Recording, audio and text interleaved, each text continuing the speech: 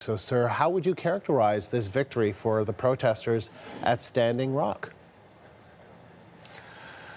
Well, it's an important victory. It's not a denial of the permit per se, but it is going to require what we've wanted to achieve from the beginning, which is to require that the pipeline company actually do a full environmental impact statement, which is essentially a cost-benefit analysis for the American people of who's going to bear the cost, what's going to be the disposition of public property in the public commons, and then who gets the profits, and are there better ways to achieve the goals of this pipeline other than, for example, its current route or its current posture? Is there a way to achieve that?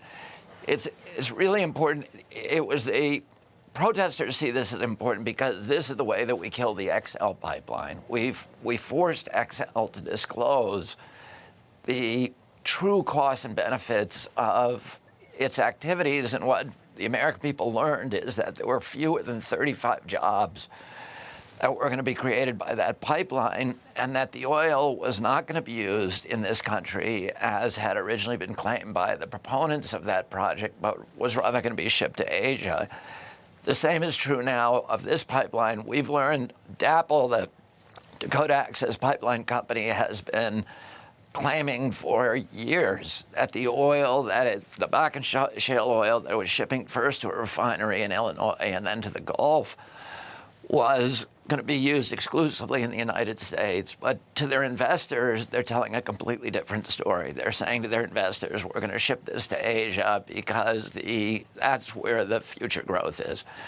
That's not good for our country. It lowers manufacturing costs in those countries. It contributes to global warming. It enriches a few billionaires in our country by impoverishing everybody else and by threatening the water supply for 18 million people, and really violating the fundamental rights of the Sioux. The Sioux have been pushed further and further, more and more onto the remnants of their original territory, which occupied basically the entire western portion of the United States, west of the Mississippi, plus Minnesota and Wisconsin, now onto 3 tiny reservations, including Standing Rock.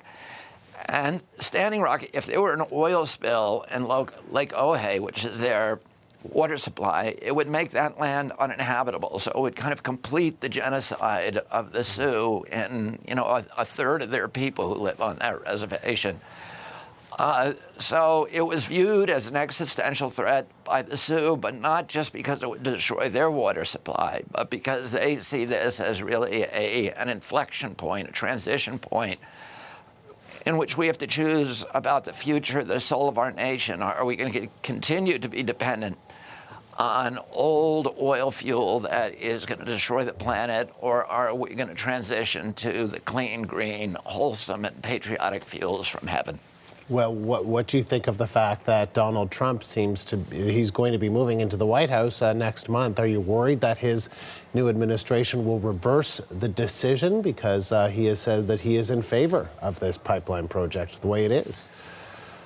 Well, I think everybody's worried about that. I think philosophically, Donald Trump has said that he likes pipelines. He has a personal stake in this pipeline. He has a $2 million investment in this pipeline.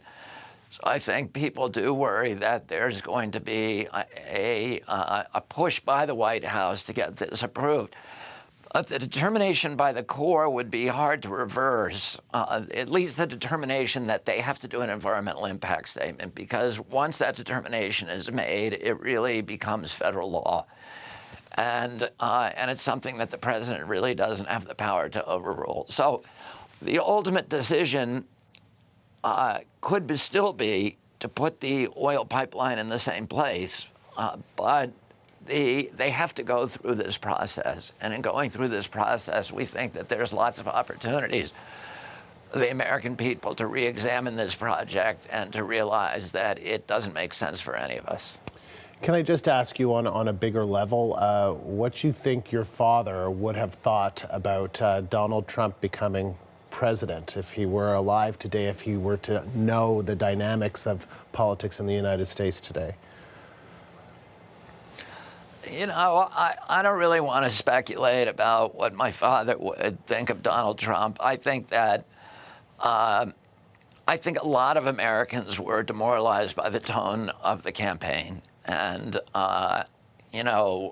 people who see this nation as a model for the globe, as a template for idealism, for good behavior, as an example of how for the rest of the world about how people from all different cultures and backgrounds and languages, that this America has always been a place where we've been able to show that we can all work together to create something that is a prototype for the rest of the planet. We invented modern democracy in our country, which and we've always seen ourselves as a moral authority and a moral example. And I think in many senses, the world, when I was a little boy, really saw us as, they were hungry for American leadership, and they saw us as a centerpiece for moral authority. And I think in the last,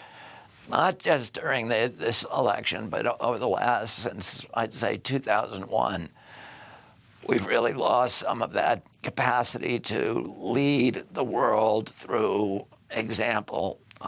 And we've been relying more and more on kind of the military might. And I think it's very difficult for a nation to be an imperialist abroad and still have a democracy at home. Sir, good of you to take the time today. Thank you very much. Thanks for having me.